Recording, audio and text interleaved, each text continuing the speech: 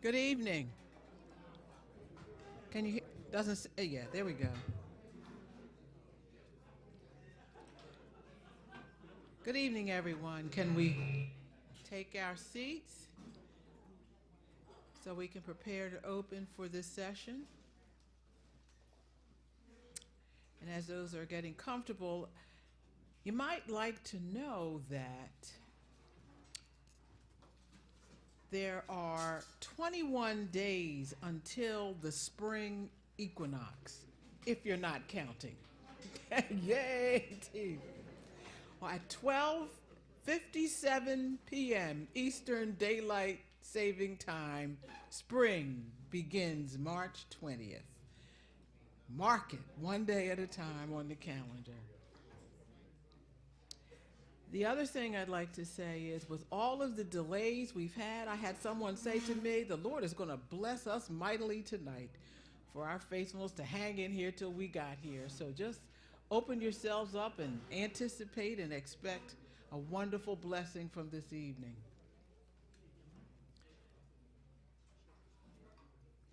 For our devotion this evening, I'd like us to have a moment of, if you remember, Lectio Divina. It is Lectio Divina, meaning divine reading. And scripture is divine reading, but also the response to that is divine listening. So that means the scripture is read slowly and gives you the opportunity to grasp a text or a word or a phrase that's yours for this evening. So it'd be nice for you to write it down when it hits you, the word or the phrase, for you to continue to meditate on for the rest of this evening into your night's rest. Have conversation with the Lord about that word or phrase. Allow it to become the words for your own particular psalm, blessing the Lord with your soul. So before I read the text, I'd like you to hear this. We are what we love.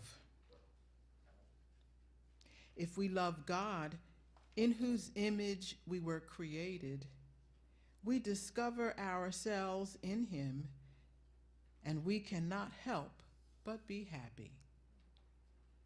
We have already achieved something of the fullness of being for which we were destined in our creation.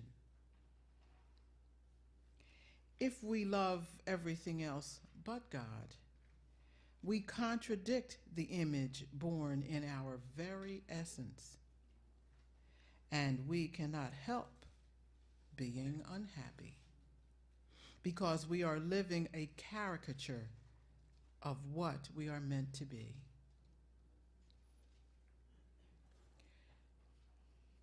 So let us hear what love is. From selected verses from 1 Corinthians 13, and I'm reading from Peterson's The Message. Are we ready for Lectio Divina?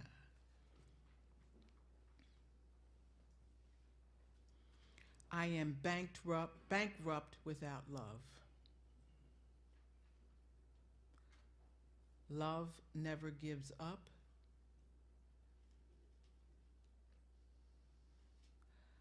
Love cares more for others than for self.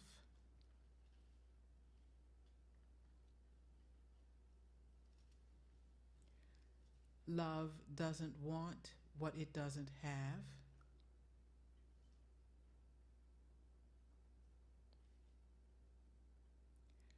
Love doesn't strut,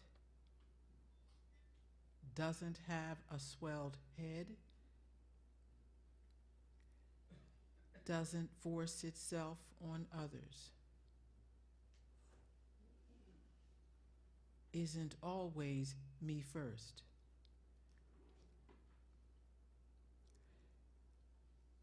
Doesn't fly off the handle,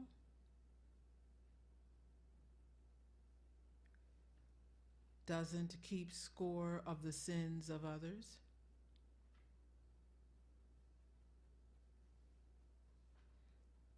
doesn't revel when others grovel,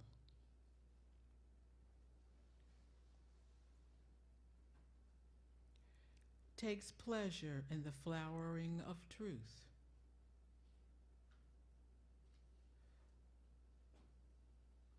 puts up with anything, trusts God always,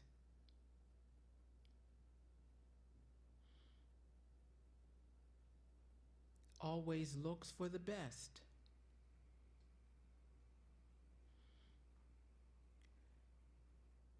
never looks back,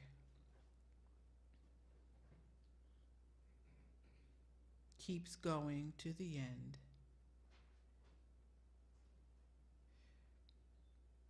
love never dies.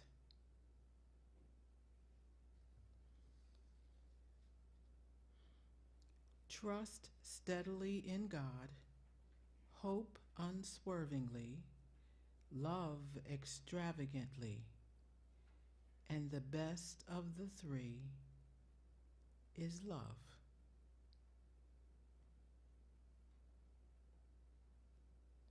Trust steadily in God, hope unswervingly, love extravagantly, and the best of the three is love.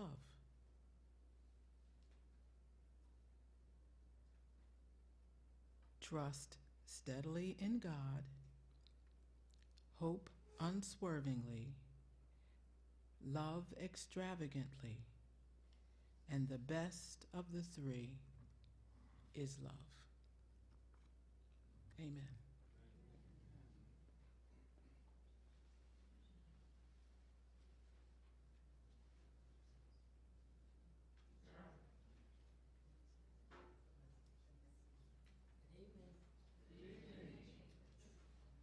When my ship comes in, I'm taking all of you out to dinner, okay?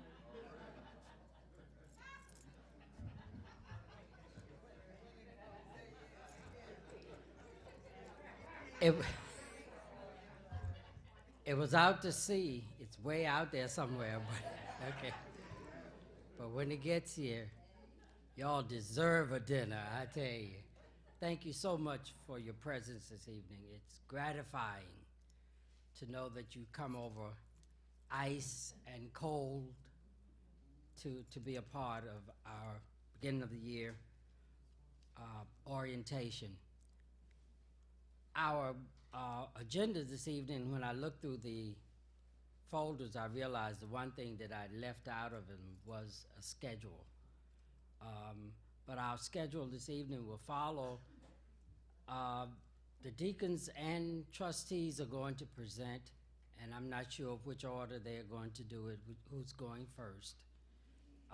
And if there is time left, we want to give Sister Winfrey at least an hour tonight for her presentation. But if there's some time left, we'll go over the booklet that's in your book. And if not, we'll do that on Saturday. If you plan to come back on Saturday and perhaps you did not originally intend to do so, please let, I guess since Calvin is the statistician this evening, we need to let him know so that we will have food for you on Saturday. There was a group that signed up for Wednesday and Thursday and another group that signed up for Saturday, but if you think you may be coming back on Saturday, let us know so we will have the food for you. Thank you so much. As you perhaps see, and it's been so long since I've seen this material, I think the theme is on the front or somewhere, trusting God in the transition. Proverbs 3, 5, and 6, and if you know it, say it with me from the King James Version. Trust in the Lord with all thine heart, and lean not unto thine own understanding. In all thy ways acknowledge him, and he will direct thy path. And if that's our motto, our theme, if that's our plan for the year, we're on good ground because God will do what God will do. And so nothing else said from me. The trustees and or deacons are going to present at this time.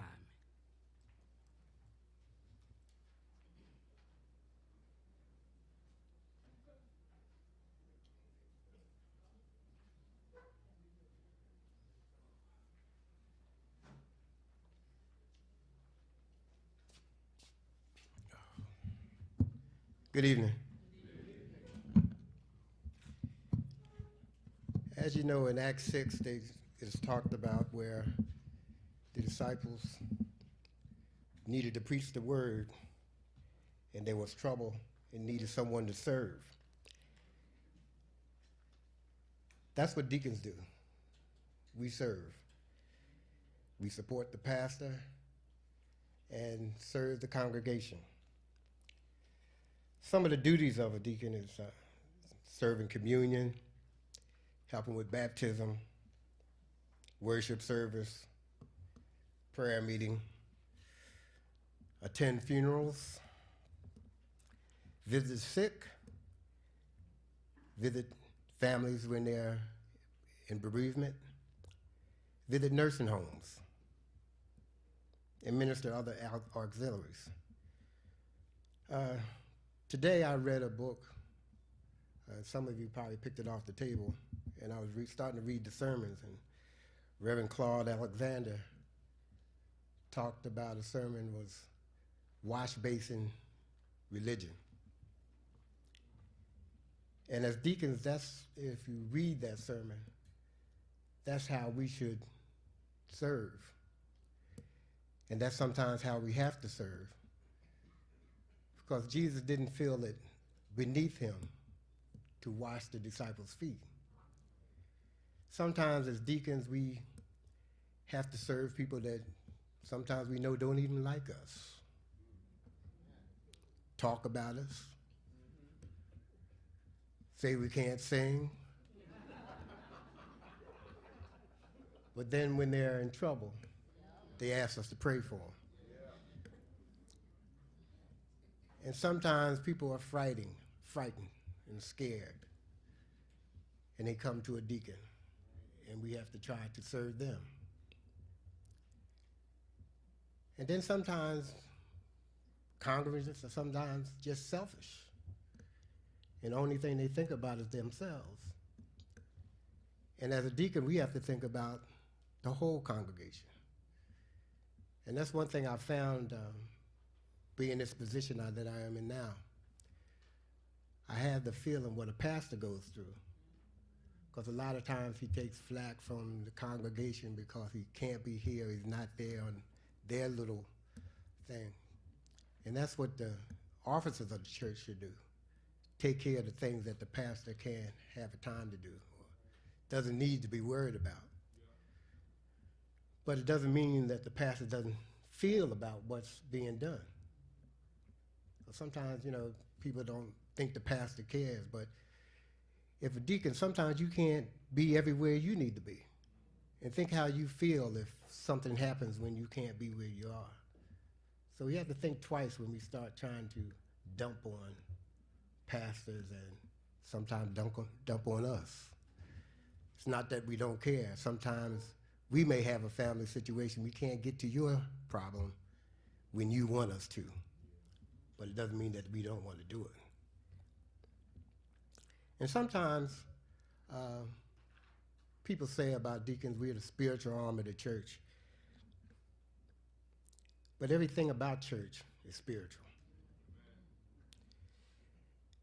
And that's why even picking up the trash, trying to make sure that the church is taken care of, you'll find deacons doing those things. Because if those things are not done, we don't have a chance to do the spiritual things on Sunday morning.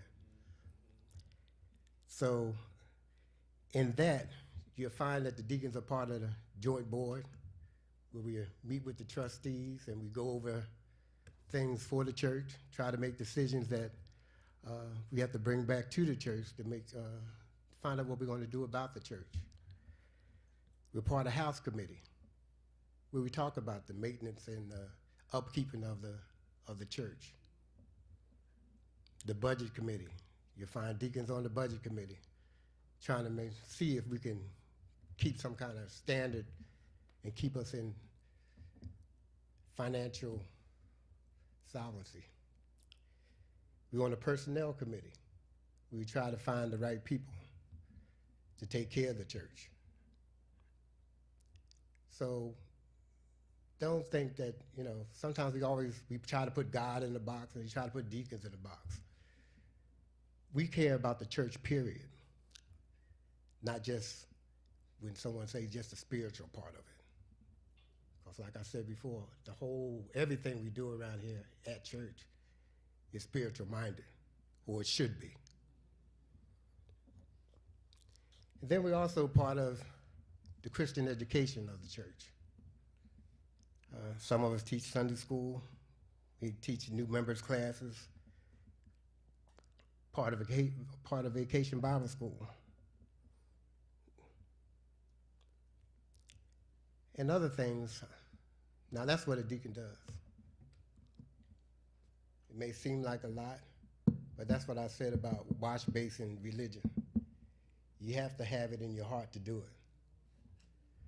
You do it when you're tired, do it when you don't feel well. And that's everything we should be doing. Even when you don't feel well, come to church. Try to take care of your units. Be there to serve communion. Because you never know, who's going to show up, who's going to be there. And I must say about the deacons that I'm working with now has stepped up mightily during this period of time, during this transition period, especially helping me. And I told them the other night how much I thanked them. Because now what I'm doing, I can't be everywhere. Some people tell me I'm doing too much and I should take my time and take care of myself. And some of them allow me to do that. And I really appreciate it. But I also want to talk about some other things that we need to do. Because we find out, especially sometimes in nursing homes, if you don't know, if a member of the church in a nursing home does not have family members, when we go to visit them one time, they may have died. And what the nursing homes do, they cremate them and bury them. They don't call the church. Sometimes we don't find out till we go to serve them communion. So what we're trying to do, we hope to try to put in effect that every member of the church would have some kind of contact person that will, not only just the deacons, but some other person that knows them, may live on your block, that knows what happens to them. Because we all supposed to be brothers and sisters. Sometimes somebody's on your block that their nephew comes and takes them down south. They don't care about the church, they don't know. But if they're on your block, you know because you don't see them anymore. Let the church know. Sometimes Ms. Sims we don't find out about someone leaving the church until almost a year. It came up today. We thought she was a member of White Rock. We found out she was a member here also. So her sister called and told us that she was getting information from Mount Carmel, and she said she died last year. We all knew her, but we didn't know she was a member here. So it's a lot of things that we can do as members of Mount Carmel to help each other. When you find someone sick, sometimes we get calls where they say nobody called my brother in 2 months. Well, the sister took him to live with her, and she never called the church. The deacon's been calling his house over and over again. Didn't know they was in hospital, checked and no, not sick. But the sister had him. Then she called and was mad when he got sick that nobody came to see him. Nobody knew she was at her house. So these are, some of the other things that deacons go through that other people don't understand. And sometimes they try to make fun of it or think we're not doing what we're supposed to be doing. But sometimes we just don't know.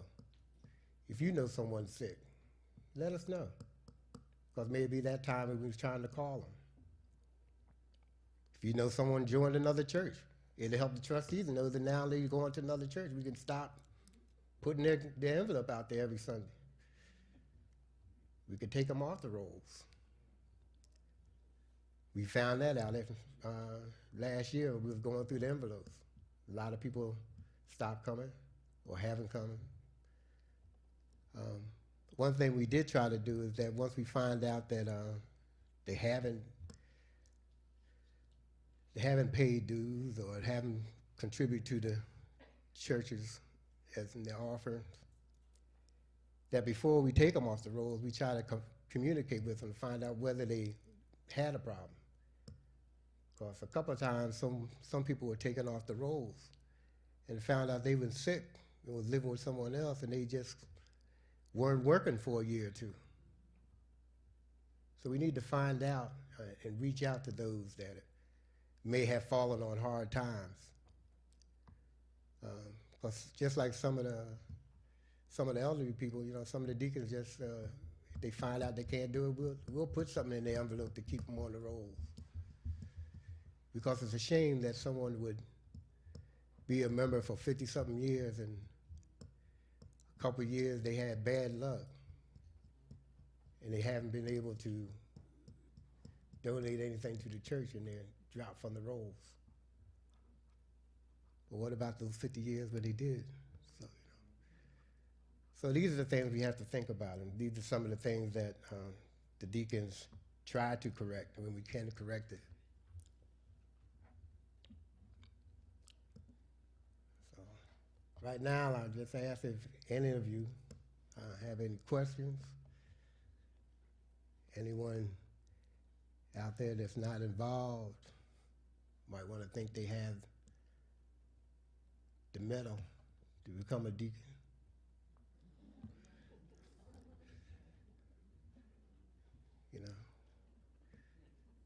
And the reason we do this is because you need to know exactly what's expected of you. Because sometimes people would look at it and they just want to be an officer to tell someone else what they may want to do, but you need to know what's to be expected and what you should be doing.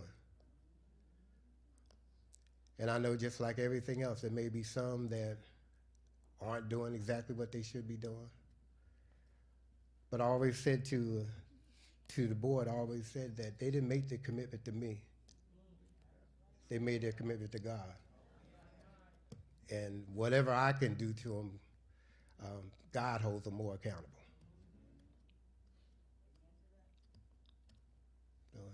No questions? Yes, Ms. Shaw. I have one comment to make to you.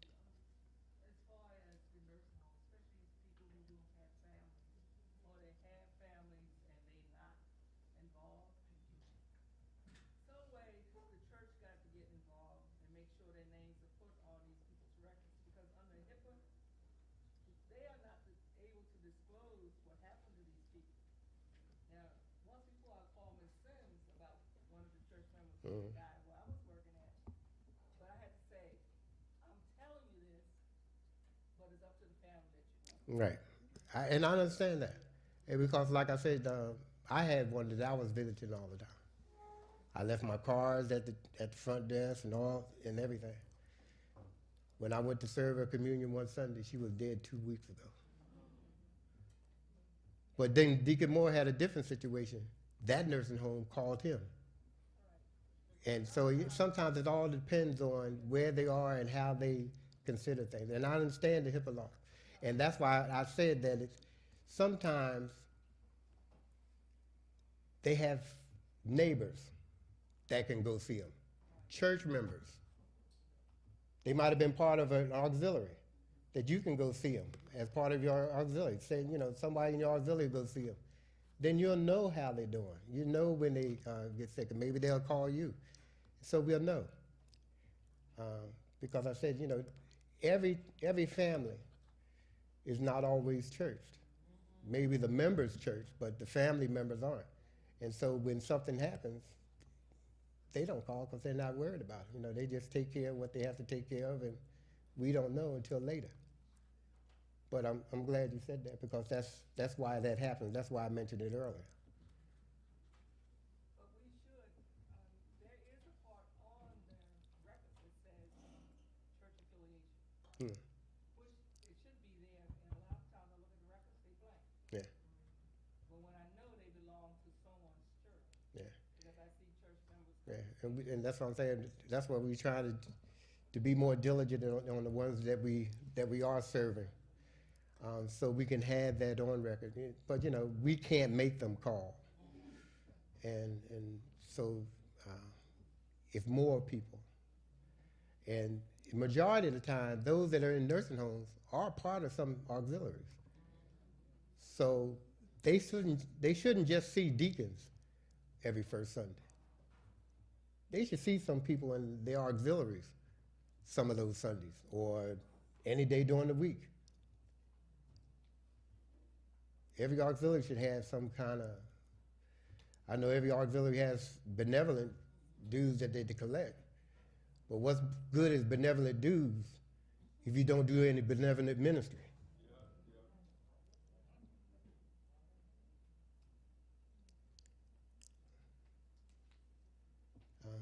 Any other question? Oh, yes.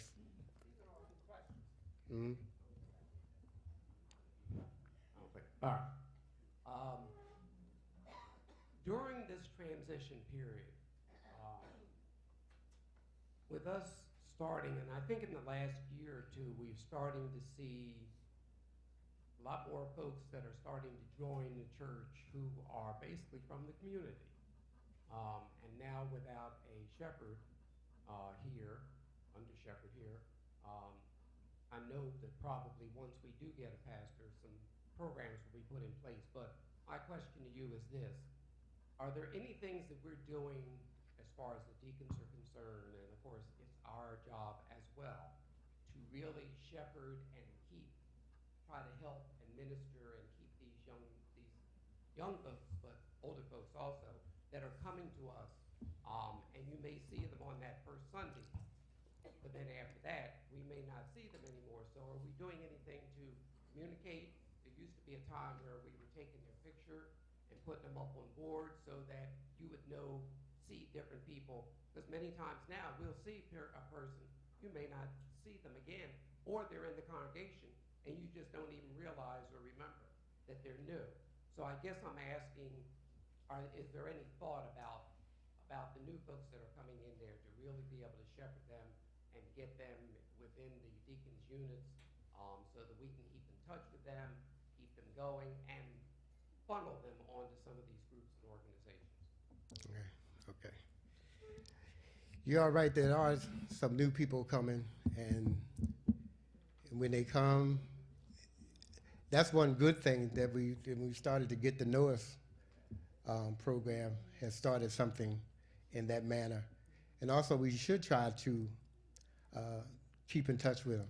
The deacons try to do their part with the units. But I'll say this about some of the new people that are coming. During this first couple months, they're the ones that's really coming. It's the older members that haven't been coming during the snow and the ice. It's those new people, because the new people, I'll tell you one thing about the new people that are coming. They're hungry because they're hurting. They may not come with their pockets full, but they're coming because they need to hear the word. And you're right that we have to keep them for when the pastor does come, because they're the ones who will probably keep on working. So we would try that, and then a lot of things, the reason why a lot of things don't happen, because they don't have anyone to step up and do it. Now, you mentioned about pictures. You have a camera? Oh.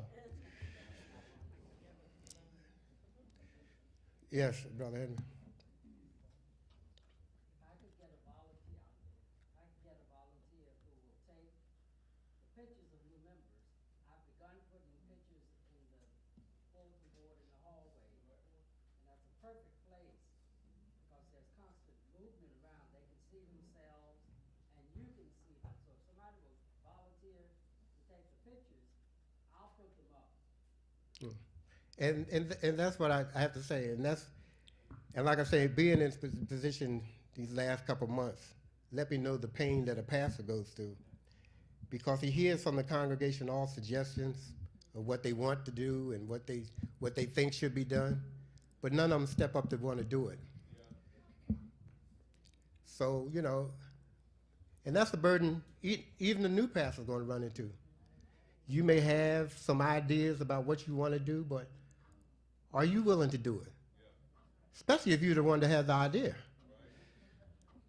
If you see the need, a teacher that I had said that your calling may be filling the need that you find yourself, where you may find yourself. So you see a need, that might be your calling to do it. But if you turn it down, don't be upset if you don't find nobody else doing it. Yes, Sister McKinney. Well, the women's ministry have, in our ministry, what we call the outreach committee. And what we've been doing for several months now is that we only work with the women of the church. And we meet them on first Sunday, come downstairs. We're not trying to get them to join any particular ministry of any kind. We just like welcome them, to the church, and we take their name and number, and we call them, and we let them know, what things are going on in the church. And we've been doing that for over a year now. Yeah. And they have done that. If there ain't no more questions, I don't want to take up too much time. I know the trustees have to come. We want to leave at least an hour for Sister Winfrey to go over the Constitution. But if there's any more questions, I don't mind answering them. I said to the deacons that, this position that I'm in now, it has been trying at times, but it's been very educational.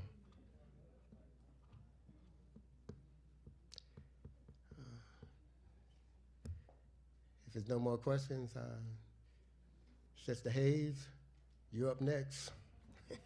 Thank you very much.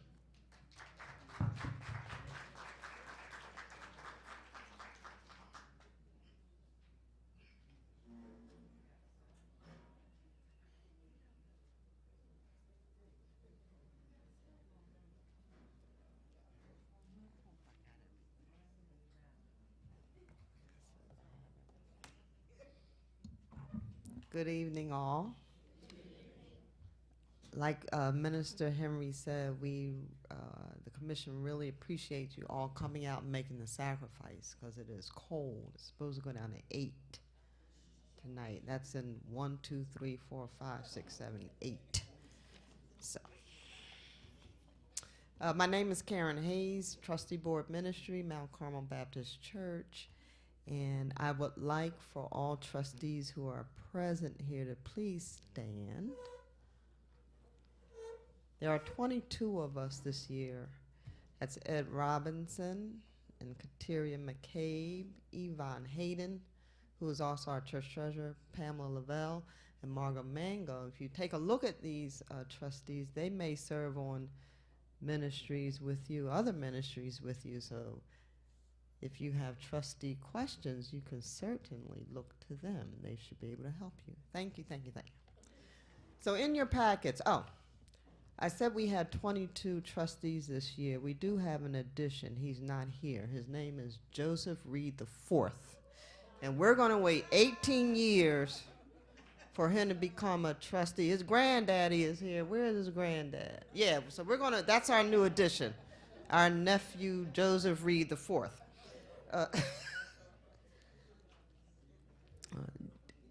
We as trustees, we're always thought about all we do is count money, and yes, that's what we do. But it's your money, Mount Carmel. It's the money that you give through your gifts, your tithes, your offerings, monies that you raise through your fundraising events.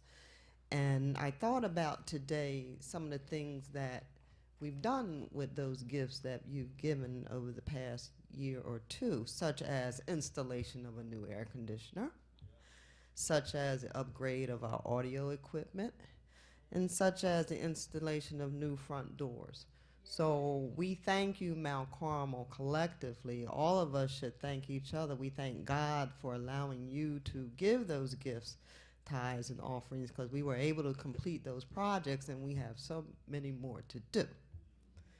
So in your packets, and I'm not going to stand here the whole time because our treasurer is going to make a presentation as well, but you have a handout in your packets, and it's very, very, very similar to last year's handout, but it never hurts to review some of the information because it still holds true for 2014. So on page 2 is the list of our current trustees and a trustee emeriti. And I'll go on to page 3 because page 3 sort of ties into what I just talked about in terms of how some of your gifts and tithes and offerings have helped to keep our church building. This is our home. So we as trustees, and as Deacon Austin said, we have the House Committee, which is chaired by the trustee board, Sister Elizabeth Bell, and deacons do serve with us on that committee. And if you don't have a house, now you can have church anyway, I do understand that, but this is our home. So we work very hard to keep our house in order.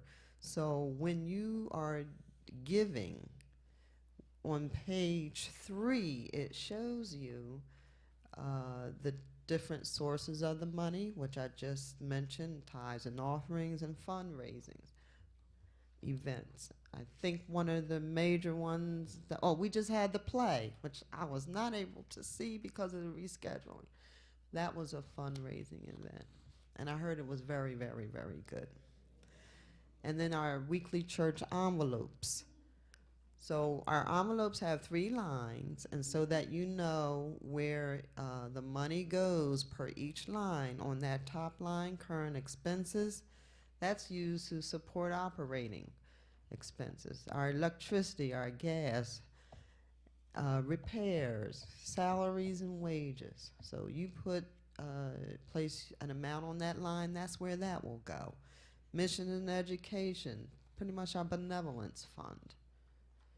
And the capital expansion. We have a mortgage. It's $13,000 a month, Madam Treasurer. I round up $13,000 a month. So that's where those funds would be allocated. I do want to thank everyone for your cooperation, because we ask that you, when you need, as a ministry, when you need funds, we have the voucher system, and the requisitions can be found outside of the office, and you fill it out. And we need 2 signatures in order for you to have the disbursement, to get the check cut. Now, Mrs. Sims, she prepares a check, but the trustees have to sign it. So that's why the voucher schedule is so important, because we have to have 2 check signers for every check. So she can write checks all day, and then you'll call, Miss Sims, where's my check? She can't do anything as far as giving it to you until it's signed. So that's why we ask, and we appreciate your cooperation with following the voucher schedule, which is attached. They meet twice a month. Trustee Jeffrey Cruz is the chairperson of the voucher committee. Any voucher committee members here? See, Sister Hayden and Sister Margot Mango. So it just helps to expedite those funds that you request. So we, again, do appreciate the cooperation that you do with the vouchers. On page, from my page,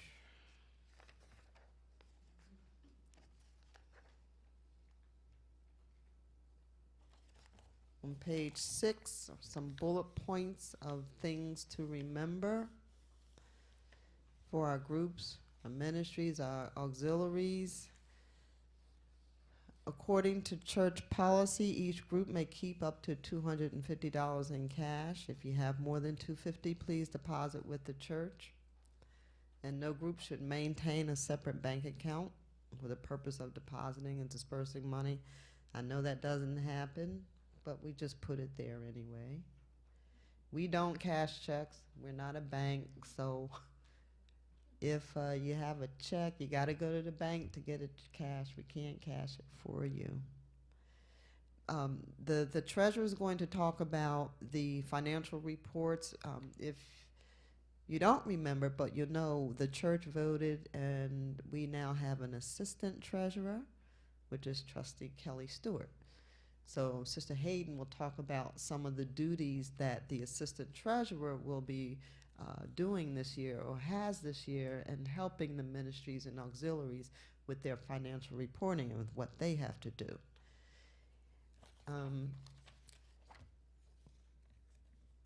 We have 22 trustees. We're always looking for much more trustees, and I see a couple in the room. I do, I really do. So look in your bulletins later this year. The nominating committee will probably put something in there and say, if you're interested in being a trustee, turn your name in. Maybe someone will turn your name in. We do spend a lot of quality time together. A lot of quality time together. And our ministry is not just on Sunday. We have ministry duties on Monday and Tuesday. And then we have ministry duties on Wednesday and Thursday. And then we have them on Friday and Saturday as well.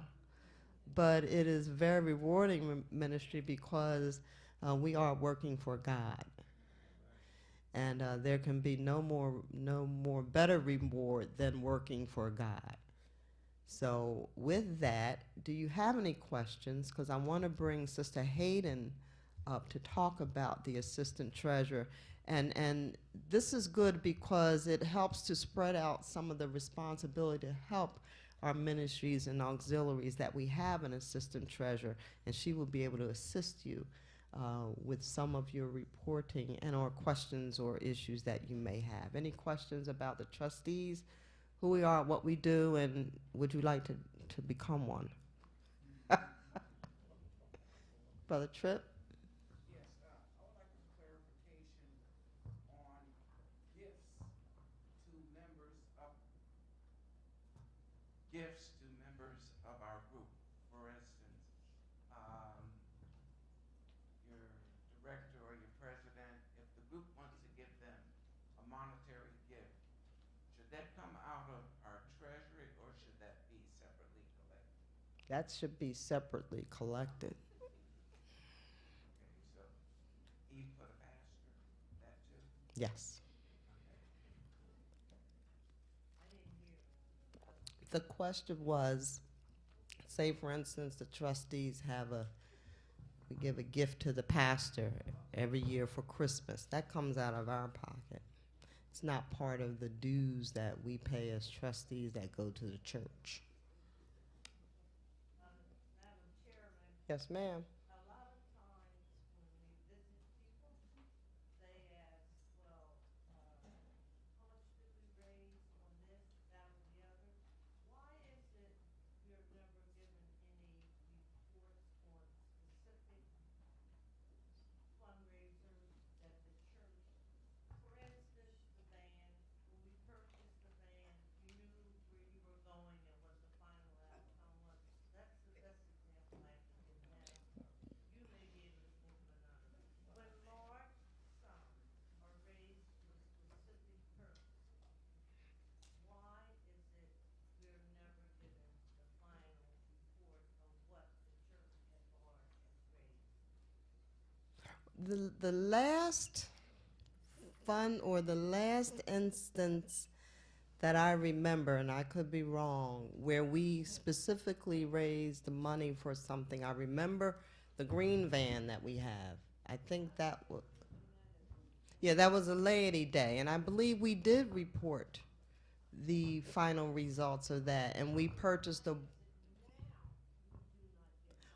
I don't, what I was going to say is I don't know that we are raising any funds now for a specific purpose. I thought that was your question. When we're raising large sums of money for a specific purpose, I remember the boiler that I think we did one time for the boiler, a boiler, and for the green van.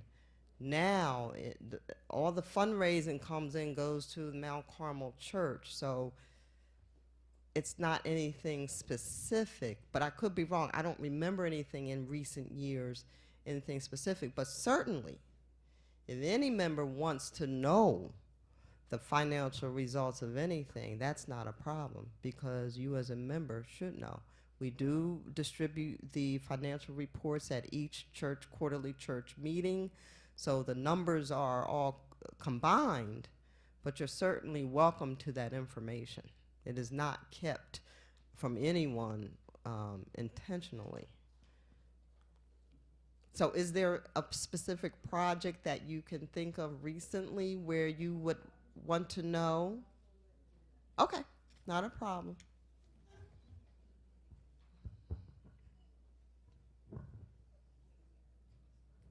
And that goes for anyone here.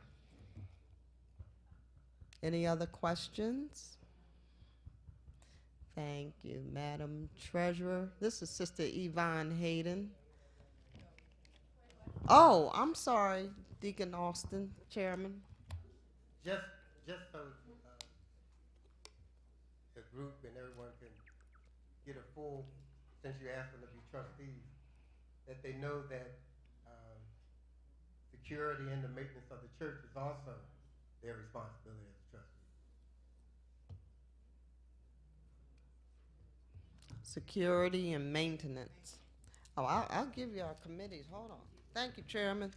We have the Voucher Committee, the Investment Committee, the Sunshine Committee, the Technology Committee, Insurance Committee, House Committee, Security Committee, Procurement Committee, Communications Committee, Planning Committee, and Historical Committee.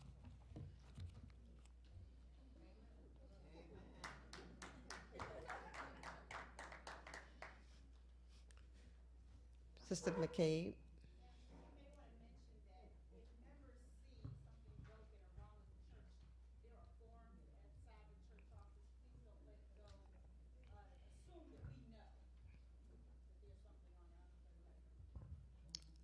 What Sister McCabe said, there are forms outside of the church office that if you see something that needs repair, please complete the form so that it will get to the trustee board and we will work to resolve the issue. Is it? Yeah, they're outside of the church office, so you can get that at any time. Any other questions? Thank you all, Mount Carmel. Oh, one last thing while you're walking up. I've had a couple of inquiries, or a few inquiries as a matter of fact, from members about online giving. Why can't we give our gifts online? So we are going to look into that. I'm not saying we're doing it, I'm just saying we're looking into it because it is something that our members have asked in the past. And it's, with the winter we've had, it may have been helpful to have that option for some of us who have not been able to get here. We've had ice, we've had snow, we've had just about everything. But we are going to take a look into that as an option. Certainly it won't be the way that's being recommended. It is an option and an option only. Thank you. I didn't do it. Hey, thank you. Yes. Thank you for the robocalls, whatever we call them. Oh, thank you. When we've had, church closures. For me, that's glowing and growing. And, if the politicians can bug me, it's good to have that. That was a wonderful call to get. So thank you. Thank you. We're working and growing with that as well. Thank you.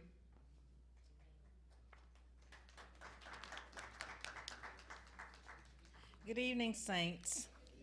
I'm not going to take up too much of your time. Minister Winfrey needs an hour, right? You have two throwouts. One is entitled You and the Assistant Treasurer, and the other one is Converting Financial Reporting to Calendar Year. Does everyone have two? We're going to start with You and the Assistant Treasurer. Unfortunately, the Assistant Treasurer is not here at the moment. Kelly Stewart, some of you I'm sure know her by name, and you probably all know her by sight. She is currently working with the basketball ministry tonight. Because of the rescheduling, we had planned to present on Wednesday night, which she was available. But because it was rescheduled for tonight, she is with the basketball ministry. So she's wearing another hat tonight. So I will take care of it for her. So number one, the assistant treasurer will assist auxiliary financial secretaries and treasurers in converting to calendar year reporting. For instance, January finances report in February. If you have a meeting in March, you should be reporting on what happened in February. This reporting should occur at your auxiliary meetings. We're going on to a calendar year because we are all under the same constitution and bylaws now. So we want to all be on the same page, and the church operates on a calendar year. Now, for those of you that don't understand that part about the calendar year versus what we've been doing before, look at the other throughout, converting financial reporting to calendar year. Starting this year, the financial reporting period will begin with December 2013 and will go through December 2014. The reason we're starting with December 2013 is that traditionally, we ended our reporting of financial records, reports for the auxiliaries with Auxiliary Day. And Auxiliary Day is in November. So the next reporting period started immediately after Auxiliary Day. We are going to cease doing that, and we are going to go on to a calendar year. So for this year only, we will start with December 2013 activity, and you will include that in your 2014 year. Starting in 2015, the financial reporting period will begin with January and end with December. Okay, you following me? Some of you are financial officers in your auxiliaries and some aren't. So just for information, we'll be all on the same page. And I go on to say, even though Auxiliary Day is in November, your final reporting period figures for the year will end in December. What will be reported at Auxiliary Day will be up through Auxiliary Day. But your final reporting will be at the end of December, December 31st. That's the figure that will be used for you for your report for the year. We're doing Auxiliary Day in November. I don't know how it started like that or whatever, but I would love to see it happen maybe in January. Because in January, we'll all be looking at December's financial information. So January would be a good time to have it. But all that remains to be seen. We'll wait on the new pastor and run all that by him. But I think that would be easier for everybody. Regarding this issue, the assistant treasurer will be the one that will assist your group treasurer in your report if your report does not agree with the church financial records. When you make quarterly reports and annual reports, the reason why it's in the bulletin for you to call the office to make your report is so that you can reconcile with the office records. Right now, Mrs. Sims is keeping a record of what comes in and out for auxiliaries. The assistant treasurer will be responsible for that. and it has to, your figures have to agree with what the church figures have. And if they don't agree, then the assistant treasurer will help you figure out what's out of whack. Okay? Also, I want to remind you to be mindful of the deadline for the reporting quarterly or annual reports to the church. It will be in your bulletin. So please be mindful of that. Now, back to you and the assistant treasurer. Number 2, the assistant treasurer will be working with financial secretaries and treasuries of auxiliaries and filing financial reports for church meetings. Every auxiliary or group that handles any financial transaction should submit a report to the church each quarter. The assistant treasurer will have a list of all the auxiliaries that are financial, and you will be expected to make a report. Right now, everybody is not making a report. But starting this year, everybody that's financial will be making a report. And that means that if you collect dues, you make a report. These reports will be reviewed by the assistant treasurer for the continuity, such as the ending balance should be the starting balance for the next reporting period. Proper formatting of your reports. The receipts should be listed before the expenditures. You start your report off with your dues and the money that comes in. And the next section is the money, what you spent the money on. And the bottom is your net amount of profit or loss from these activities. That's the correct way to report.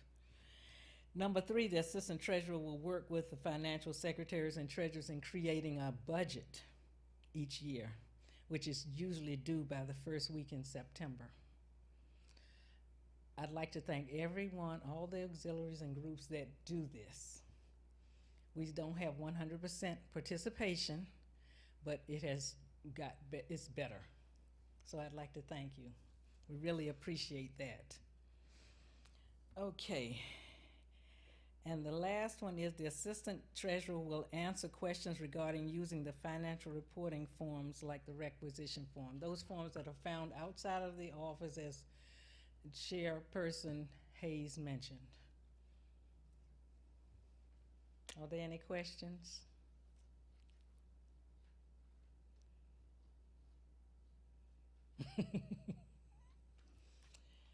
Not one? Okay, Carol Gatling. You were talking about,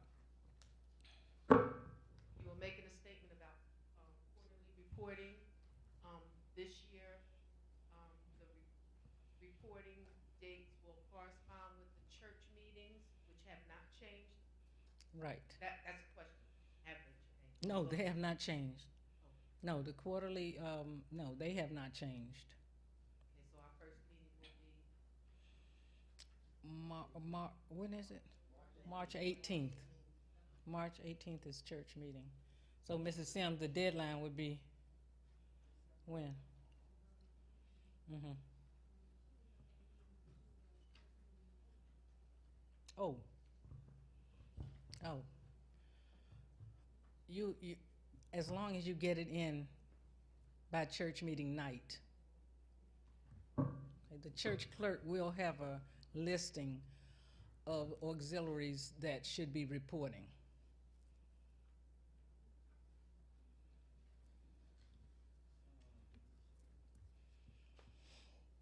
Brother Jesse Tripp. Yes, so that means that at this church meeting in March will be our regular quarterly report ending the year? Ending the year, December, yes. Okay. Yes. But starting, We're like a quarter behind. yeah, right. Yes. Mm-hmm. Will you still be a quarter behind? Right now, Okay. until we get a new pastor and if we can come up with something different.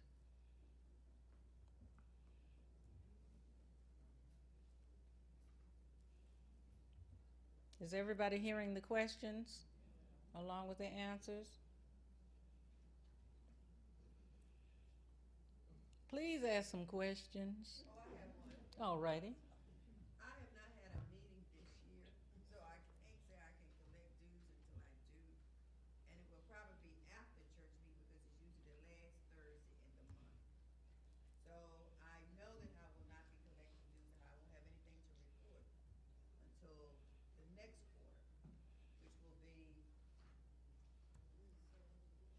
June. July, the meeting will be. If you don't have anything to report, report zero. But you should have a report in. There's a form upstairs outside of the office for guilds and groups that's formatted for a report. So that means I still report it. You put your, yes, 000. Thank you. Yes, Ms. Tuck. If you just said we're a quarter behind, she would have something to report. I haven't had a meeting, But you and I'm have- not gonna collect dues until that meeting, which is the end of March. We're working a quarter behind, so the quarter behind would be what month? October, November, and December of 2013. That's what you were reporting. I don't have anything else. So she'll put 0. I'll put 0. And I won't report any money until June. Thank you. Mhm. I ain't trying to find nothing. Ms. Stivers, you have a question? My only question is, and I do understand that you seem to be quite gracious on the part of the church office. No, no, everybody can't hear you. I do understand the graciousness of the church office that said that they would take the money or the report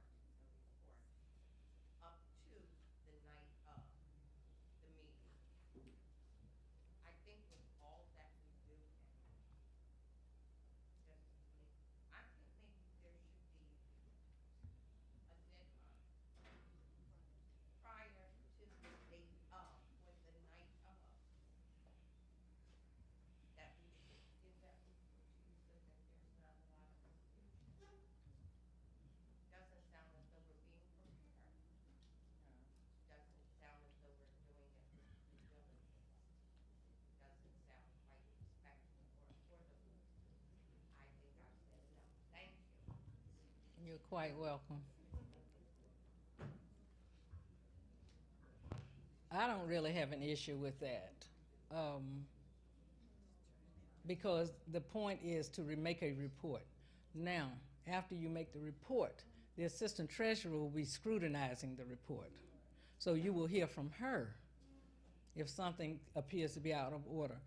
And don't worry about that. I mean, you know, we all need help. You know, everybody isn't, you know, a financial wizard or anything like that. But feel free to contact her, and you'll be getting her information as far as her telephone number, name, and all that in the future. It will probably be published somewhere. Feel free to contact us, stop us if you see us, and ask anything. We want you to feel comfortable reporting your monies. And, you know, we stress that this is church money. All monies that you're taking in under the name of Mount Carmel Baptist Church is church money. No matter whether your event is in Timbuktu or not. If you're doing it as an auxiliary of Mount Carmel, then it's Mount Carmel money. And also, if you're collecting money and you have vendors you have to pay, then you need to fill out a requisition form and request a check. We're trying to get away from cash if we can. We don't need the temptation of cash. We don't want to put anybody in a position of being around cash. If you're having an affair and you have a vendor that you need to pay, do not pay them from your ticket money that you have right there that you just collected. Do not pay them out of your money, your ticket money, or whatever you have. You need to make a requisition, a request for a check. It's good for record keeping, paper trail. It will serve us all well to have that kind of information and not give out cash. You have a schedule for that in here to get something. What, the voucher committee? Yes, because that's involving the signatures and all that.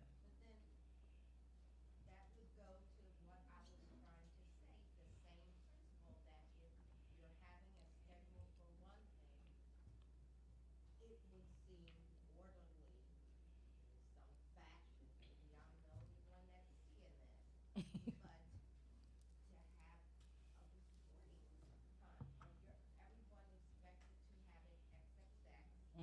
I understand what you're saying. But in the bulletin, there will be a notice of when the deadline is to reconcile for your account. Mrs. Sims?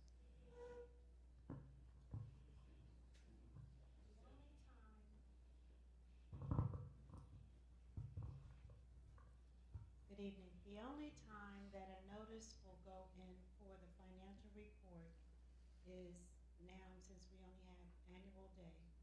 That's the only time that we ask for verification, to have the, excuse me, financial secretary call to make sure that their figures balance with ours, because that's when it goes in the bulletin. There is no notice about a financial report due for church meeting. The financial secretary, as well as the president of each guild and ministry, should know that a financial report is due every quarter when we have church meeting. There's no verification. We're not trying to check figures unless your guild or ministry is not comfortable with what they have, and I can verify with monies turned in as well as requisitions. But other than that, the only time is at the end of the year. Well, we'll see if we can't put something in the bulletin, be a heads up for financial secretaries and treasurers that church meeting is going to be on such and such, and your report will be required at that time.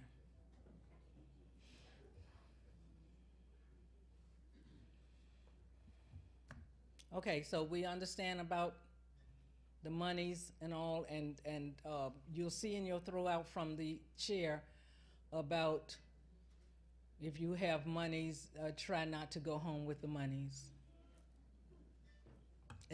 And checks, please do not hold on to checks.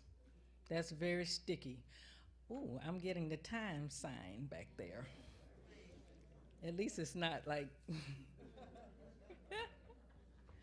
But please read the throwout that the pamphlet that Chairman Hayes gave you, please, because sometimes we all need to be reminded of these things.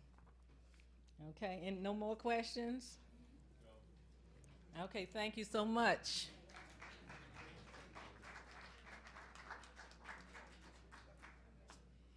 Excuse me, if your financial secretary or treasurer is not present, please pass on your information to them. And I have some extra throughout.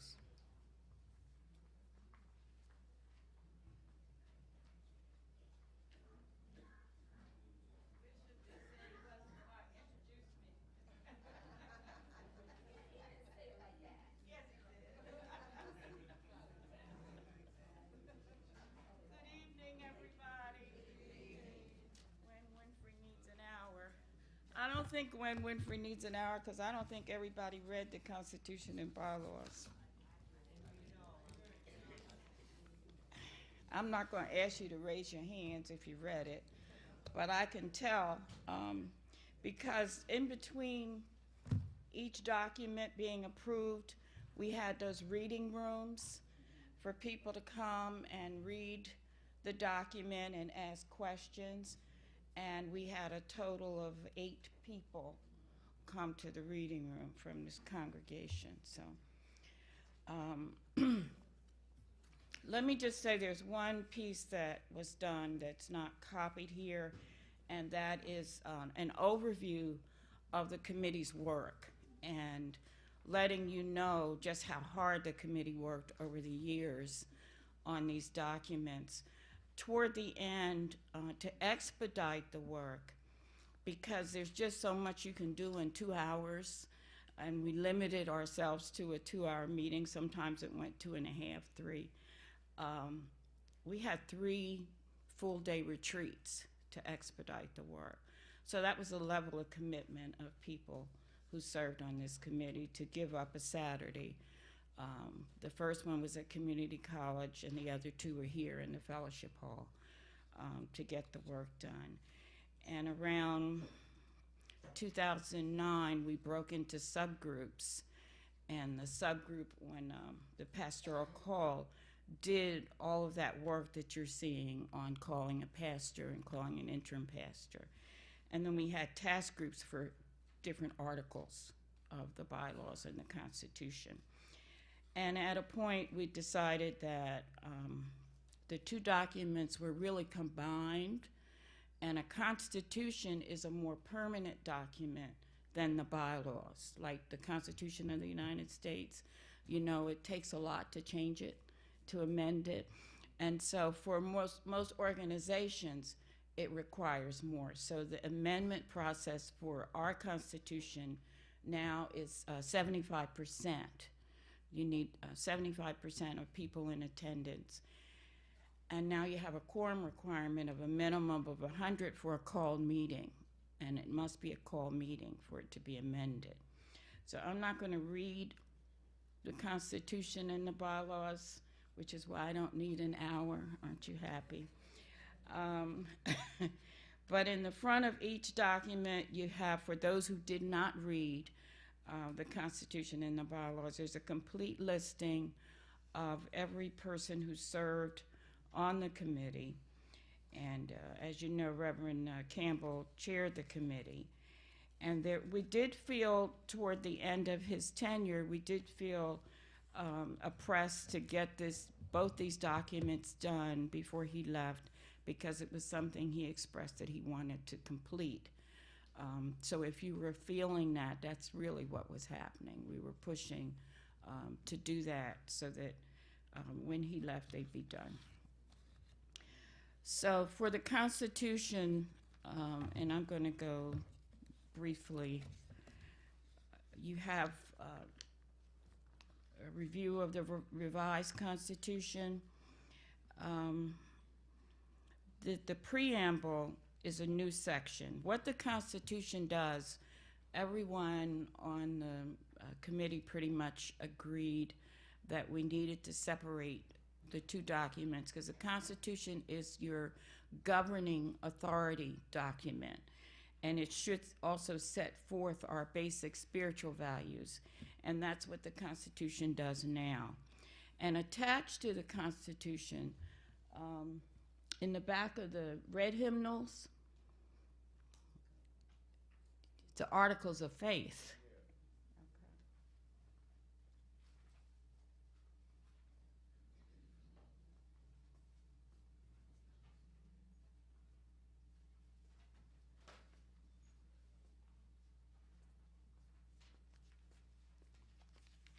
When the Constitution was read, of one of the two readings, someone asked, where did these Articles of Faith come from?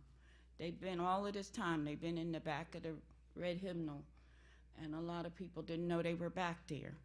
But they're now, they're now attached to the Constitution, and they are the doctrine of the Baptist faith. So they're attached because if you say you're part of the Baptist denomination, these are the things that you believe. And we come under the National Baptist Convention. That's what they adhere to, and so that's what we have accepted. Someone also indicated they were archaic, but they're still the Articles of Faith. So the preamble is a new section. It sort of provides an overview to the Constitution. And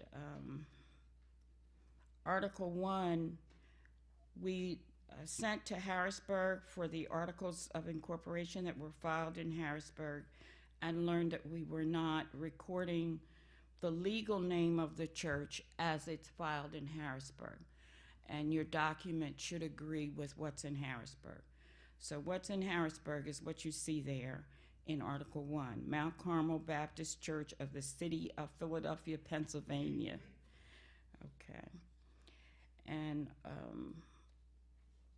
Article 2, location, it's standard for a constitution to have, constitution and bylaws, to have your legal address. And so that's a new article. And the mission statement was not previously included. And so since the Constitution should contain your basic spiritual values, the committee thought that the mission statement and the church doctrinal position, Article 4, should also be included. The church's ordinances, the two important ordinances that we uphold in the Baptist Church are communion and baptism.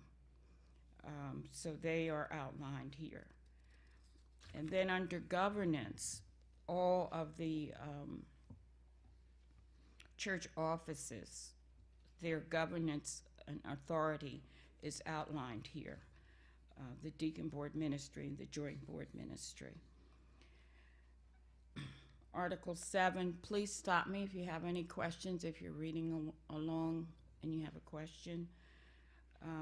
The pastor's governance authority and responsibilities were extracted from Article 4 of the previous Constitution, not his duties. Membership. The criteria for membership is from the previous Constitution. And someone was just mentioning, would church meetings be changed, not necessarily from the Constitution, but they're outlined in the bylaws. So if we decide to change church meetings, there would need to be an amendment to the bylaws to do that, because they're outlined in the bylaws. Licensing and ordination, this is what the pastor does, Article 10. That was not previously included in the Constitution. The property, Article 11, property acquisition and disposal, while it is approved by the church membership, it is the responsibility of the trustee board ministry to oversee property owned by the church. And then nonprofit and tax exempt status. The church existed before the creation of the Corporation Bureau in Harrisburg. So when we were originally incorporated, it was here in the city of Philadelphia in 1882. And then in County Orphans Court in 1904. And we amended the Constitution in 1978, having to do, we'll talk about it in the bylaws, having to do with the number of trustees. The dissolution is a new article and is a requirement from IRS that you have that language, and we do have a group exemption letter. IRS, we're exempt under a larger group. And the amendments, previously there was no amendment article for the Constitution. There was one for the bylaws, but not for the Constitution. So having realized that, the committee put it in. So you see the attachments are the church covenant and the articles of faith. Does anyone have any questions on any of that?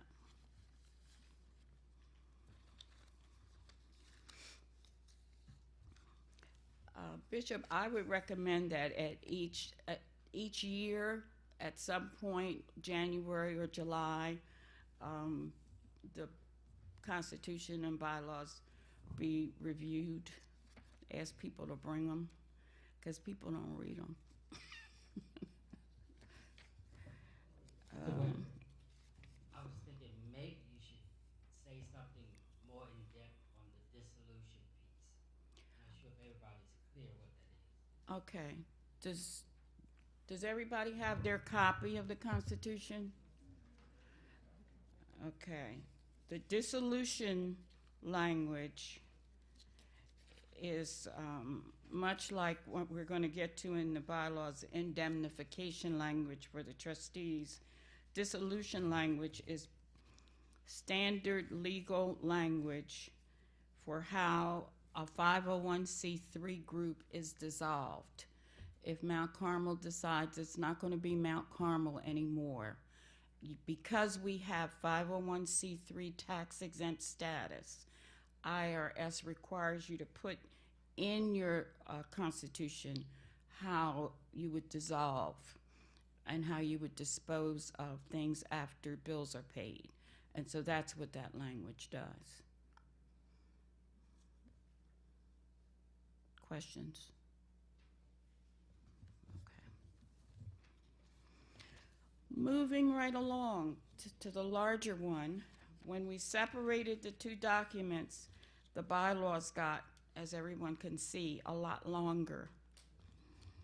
They weren't this long before. Articles 1 through 3 are the same as in the Constitution. Because they're two separate documents, they should be in both of them. Membership. We were talking, Deacon Austin was talking about members being removed from the membership rolls because they hadn't paid dues. Well, when we approved these bylaws last June, we approved what is a member in good standing. And we previously did not have a definition for what is a member in good standing. And we actually, this was one of the last things the committee did, because someone said in a meeting, we continued to refer to, if you get nominated as a trustee, if you get nominated as a deacon, you must be a member in good standing. What is a member in good standing? So the definition for a member in good standing is now included on page 3, section 4.4. A member in good standing does one or more of the following: attends worship services regularly, participates in church activities, or contributes to the church financially. One or more of those three things.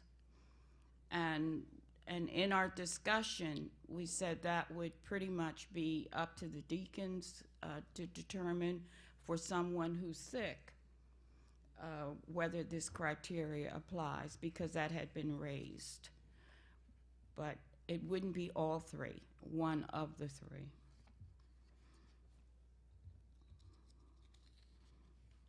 Then we have a grievance procedure,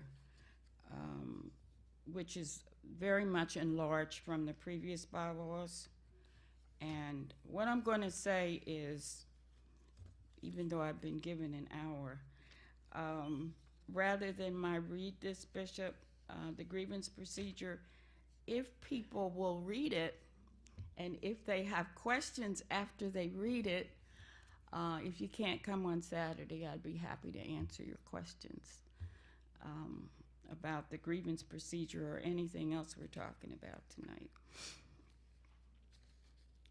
Then we're at the pastoral ministry, the election of the pastor. Language from Article 4, Sections 1 and 2 of the previous Constitution was edited and included here. And Section 5.2, the duties of the pastor, that was also in the previous Constitution, and it was edited and expanded. Resignation or removal, that's on page 5, Section 5.3. This is also from Article 4, Section 4 of the previous Constitution, and the time frame for notification has been reduced from 90 days to 60 days. A requirement for consideration in a special call meeting rather than a regular meeting was added. The interim pastor search and the pastoral election process are all new sections.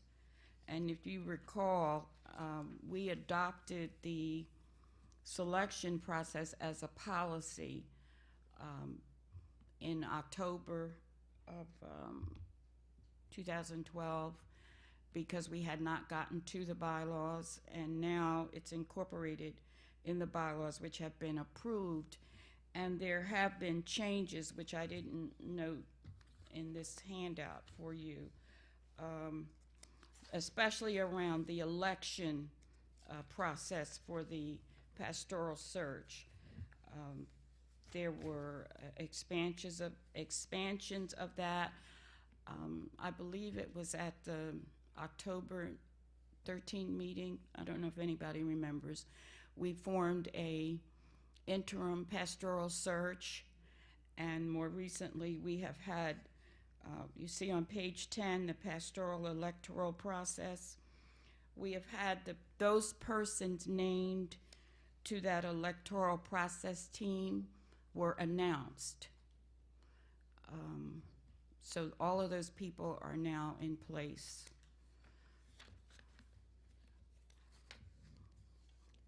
So we now have tellers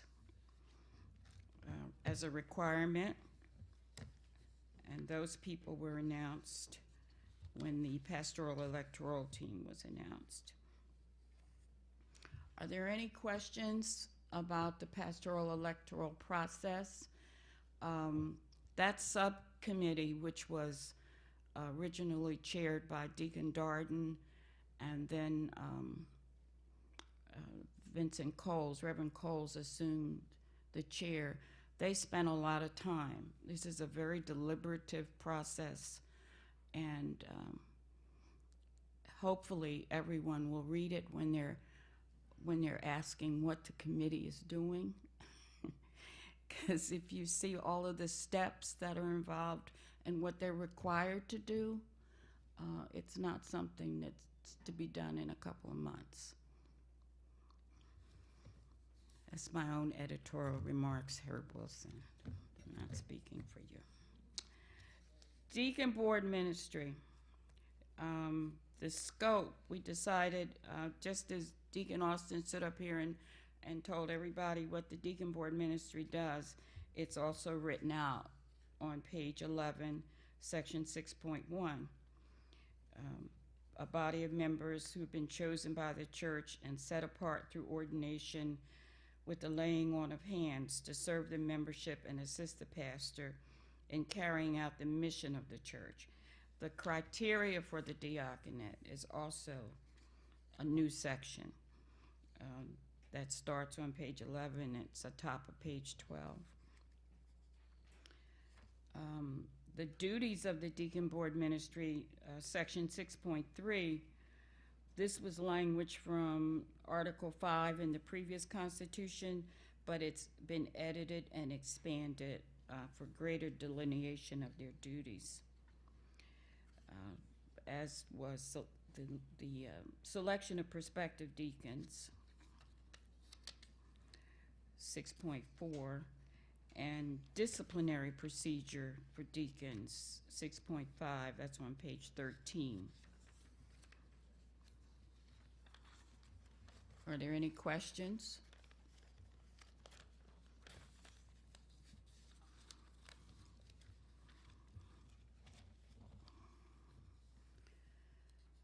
Okay, Trustee Board Ministry, page 15.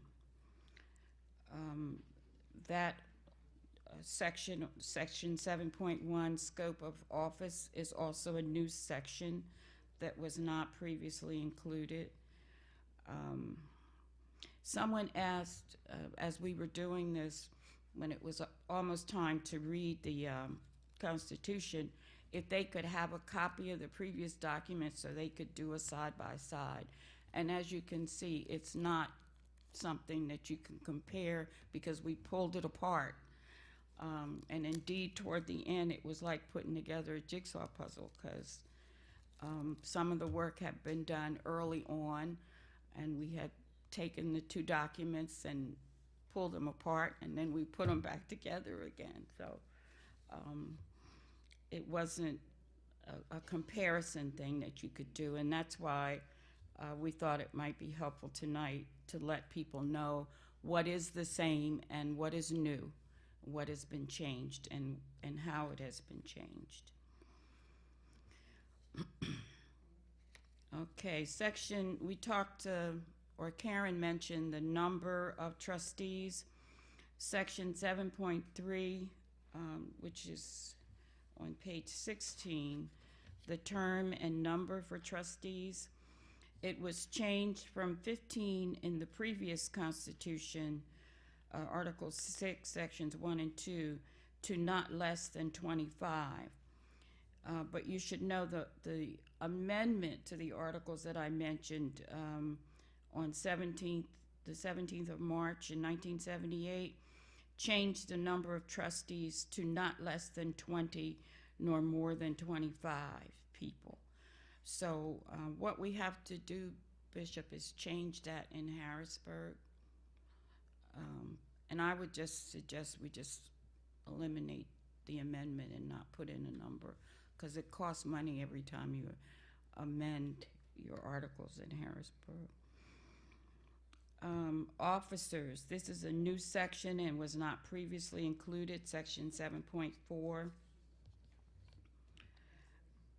Section 7.5, which is also on page 16, vacancies.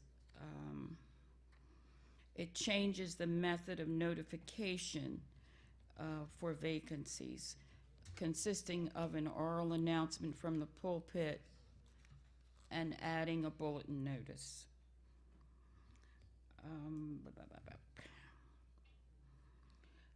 Then the other legal standard language in the leave of absence is on page 17. Is page 19, section 7.10, indemnification.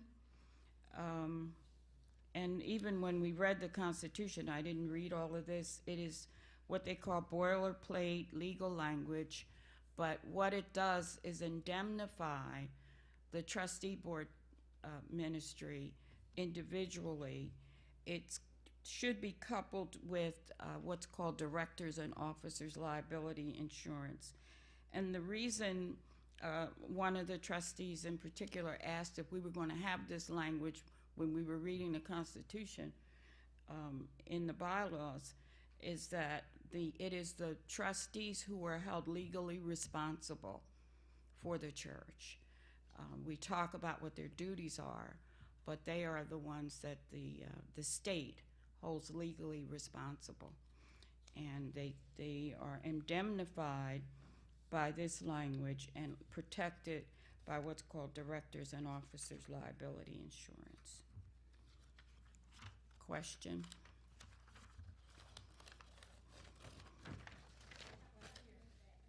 Oh, I'm sorry.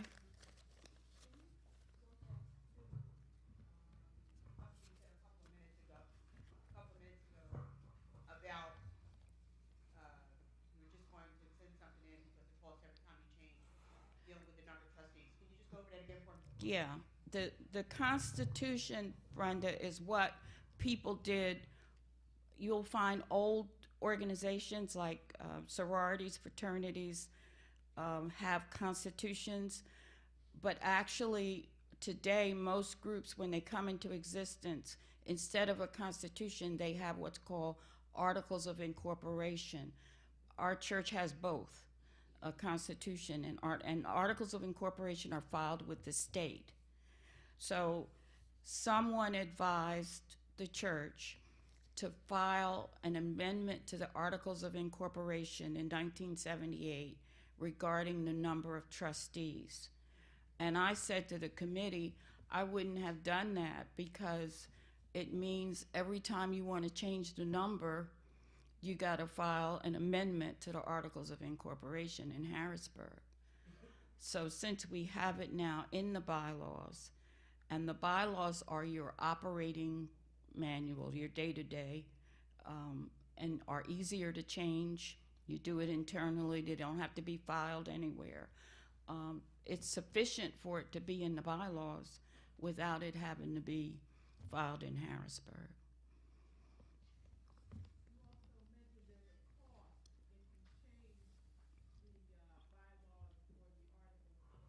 In Harrisburg, if you make an, I think it's $70 now. It's gone up from what it used to be, $45. Any other questions?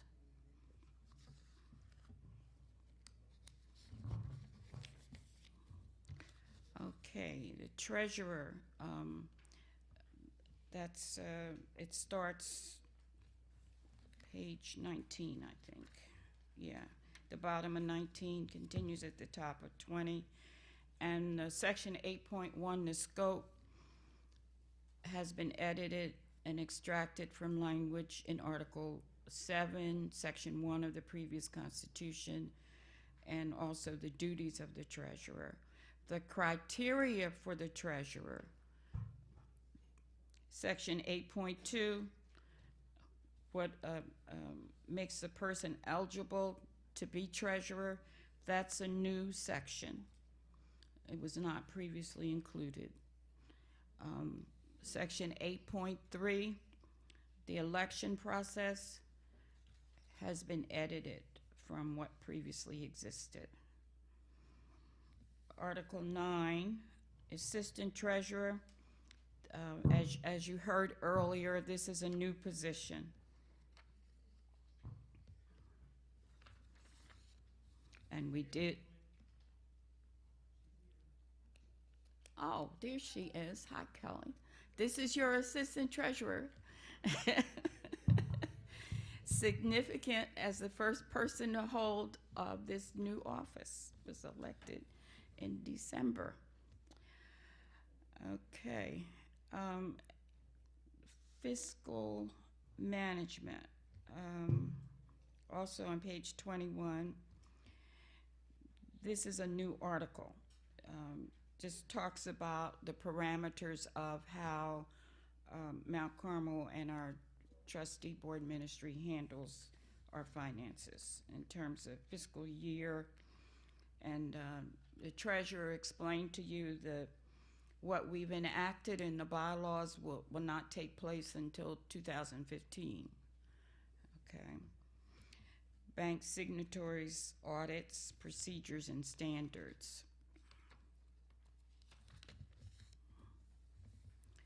Article 11, the joint board ministry, that's on page 22.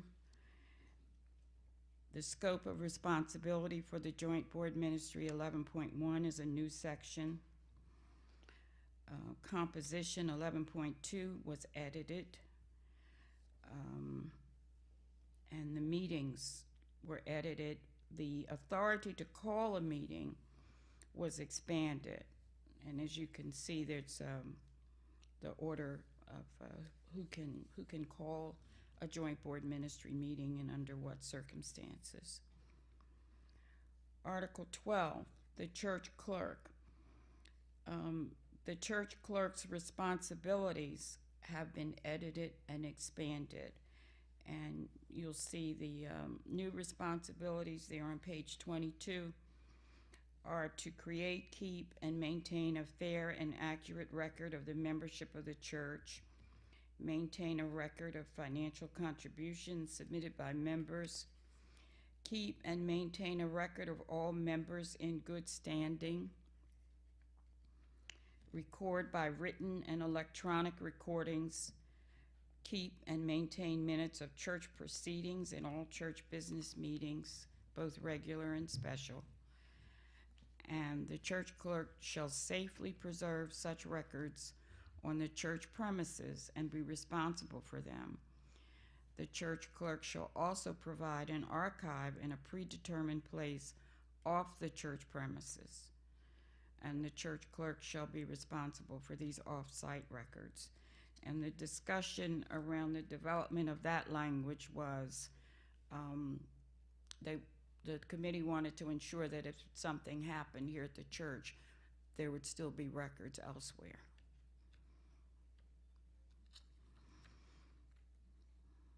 Okay.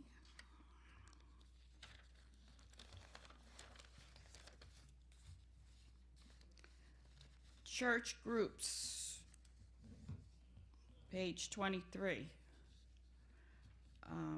This is a new article, Article 13. It did not appear in the previous Constitution or the bylaws. So all of this, the process for forming groups, I think it's important enough to read it. All such groups are formed following the submission of a written proposal presented to the Commission on Christian Education. Upon recommendation for approval of the proposal by the Commission on Christian Education, the request shall be referred to the pastor. The pastor shall refer the request to the joint board ministry for final approval of group formation. That's for anyone who wants to form a new group. That's the process you go through. Nomination and election is all new language. And the criteria is a new section. The term of office is a new section.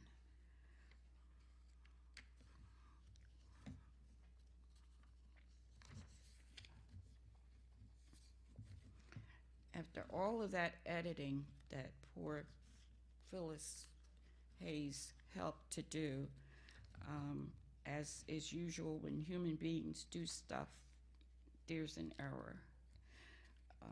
There's a typo in here. I just saw it. On page 24, for those of you who do have your bylaws, under section 13.4, where it says financial reporting,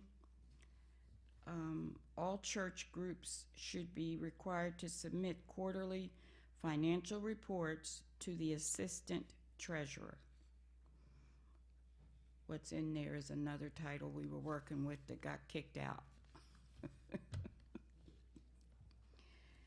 I'm sure someone else will find another one, but that's about the only one that I found in rereading it.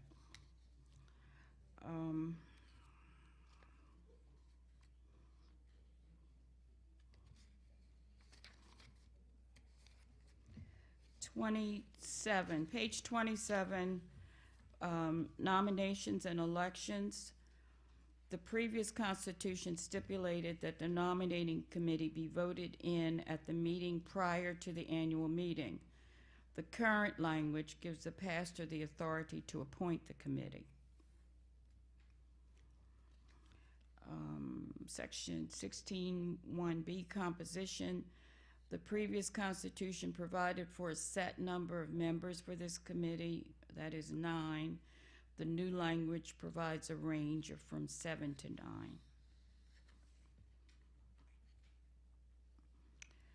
And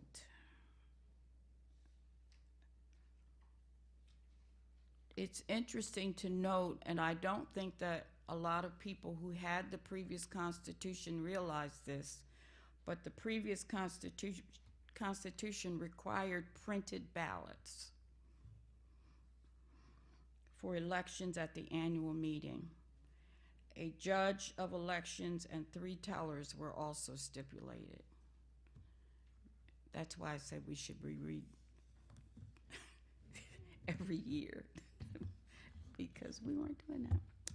Anyway, the amendment article expands what we previously had and revises it, Article 11, and it's still the same voting requirement to amend, but it gives, it outlines what you have to do, the process for approving amendments and the committee formation.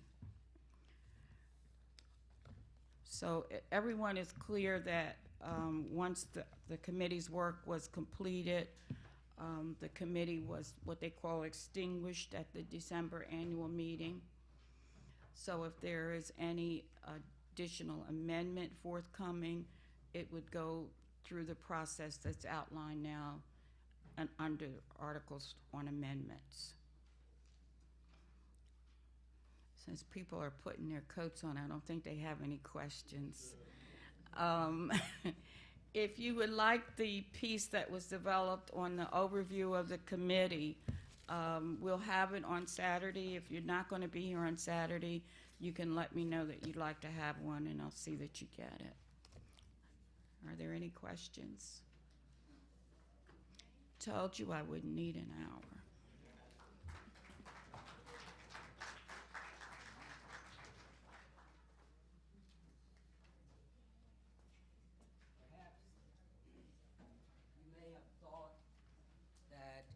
There that was laborious or whatever, mundane or whatever, but it is key that you understand what's in the Constitution, particularly for us in the sense that we are about, hopefully soon, to get a pastor. As Sister Winfrey was reading the section on deacons, I don't know if you know it or not, but deacons aren't being ordained anymore in many churches. Pastors are picking deacons. And so it's key that you know what's in your Constitution so that when things come up or come about, you can pull your Constitution. I heard E.V. Hill in revival one night raise his Bible and said, "This is the only Constitution that they have in my church." And you know, that's fine and dandy, but you do need some working papers, because if you don't, the chances are that the person holding the Constitution up is the person that's ruling and reigning supreme. And so it is really key that you understand what's in our Constitution. One of the things that, and I hope she doesn't mind me calling out, Reverend Bruton and I suggested was as a possibility was that for each section we should have had a biblical principle to go along with that particular section, because we do operate from a biblical perspective, from a biblical stance, but constitutions and bylaws are key. They are important. And as a church body, it's our responsibility to make sure that they are carried out. Like it or lump it, they are carried out. Thank you so much again for coming out in the cold and the ice. Please be careful. If it was ice when you came in, it is double ice now. Walk gingerly. I hope nobody is planning to walk home. If anybody does not have a ride, please see me. I do have a little car outside. Anybody does not have a ride home? Sister Gloria, you got a ride home. Anybody else? Please don't go out there on that ice tonight trying to walk the streets. The streets are slippery and they're also crazy. And so if anybody else needs a ride and you kind of ashamed, just wait around and I'll see that you get home. Saturday morning, we will be serving breakfast at 8 o'clock, and you will get a bag lunch to go home. We're not going to bring you back here to eat lunch, but you're going to get a bag lunch and you can go home and sit in your nice warm home and eat your lunch.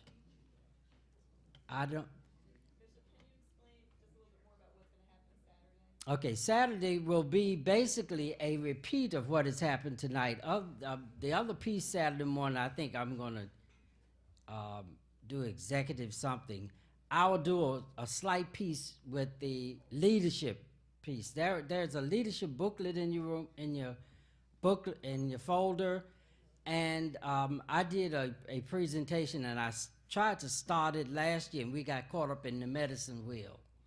That's back in your folders again this week, but we're going to talk a couple of things about leadership, because that too is key. If you think you're a leader and you look around and ain't nobody following you, you're just going for a walk.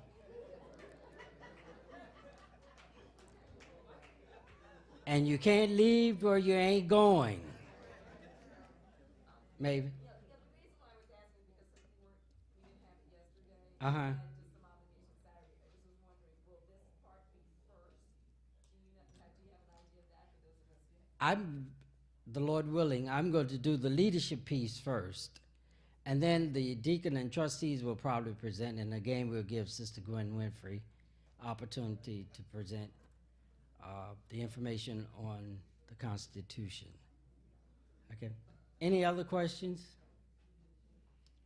Thank you so much again for coming. Shall we stand? Oh, okay, that's what I was looking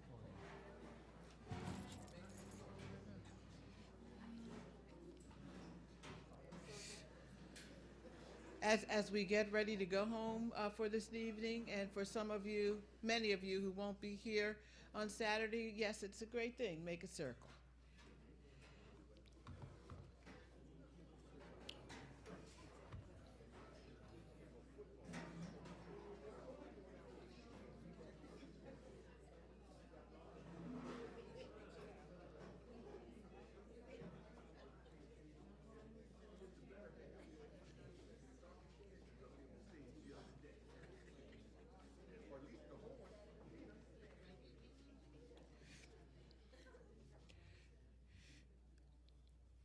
O Lord, our Lord, how excellent is your name in all the earth.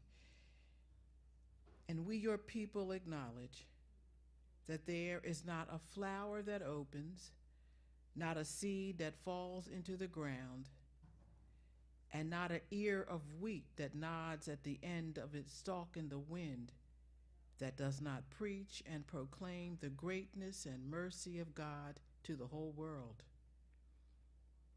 There is not an act of kindness or generosity, not an act of sacrifice done, or a word of peace and gentleness that does not sing hymns to our God. And now, Lord God, as we leave this time and this place, we know that you are planting deep within us the wisdom that we have gained this evening. So as you lay us down to sweet, refreshing rest, let even our sleep sing hymns of praise and thanksgiving. In the name of Jesus we pray. Amen. Amen. Amen.